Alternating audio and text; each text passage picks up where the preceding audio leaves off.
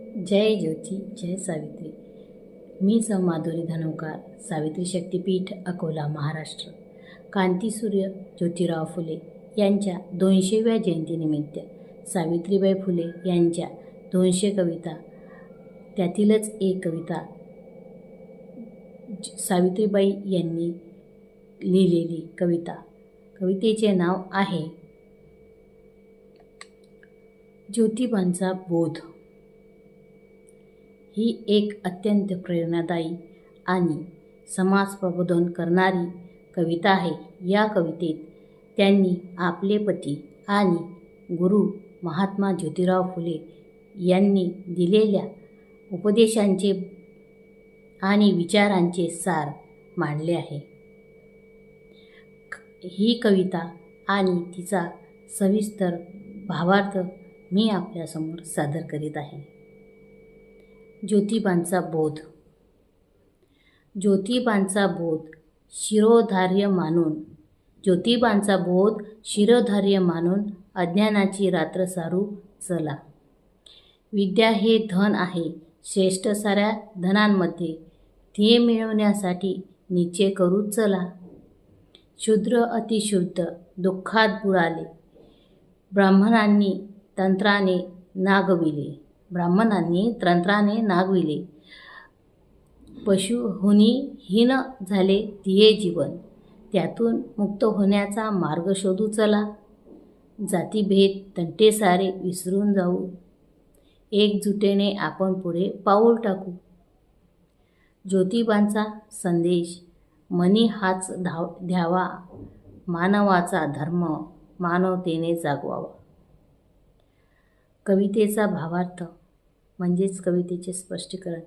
या कवितेच्या माध्यमातून सावित्रीबाई फुले यांनी समाजातील शोषित, वंचित आणि अज्ञानी घटकांना जागृत होण्याचे आवाहन केले आहे। अज्ञानाचा अंधार दूर करणे। सावित्रीबाई म्हणतात की महात्मा ज्योतिराव फुले यांनी दिलेल्या उपदेश आपण सर्वांनी शिरोधार्य मानला पाहिजे। शतकानुशतके समाजात पसरलेली अज्ञानाची काळी रात्र आता संपवण्याची वेळ आली आहे। विद्येचे महत्त्व सांगताना सावित्रीबाई म्हणतात, जगात पैशापेक्षा, संपत्तीपेक्षा विद्या हेच सर्वात मोठे धन आहे। हे धन एकदा कमावले की ते कोणीही हिरावून घेऊ शकत नाही। त्यामुळे प्रत्येकाने शिक्षण घेण्याचा ठाम निश्चय केला पाहिजे।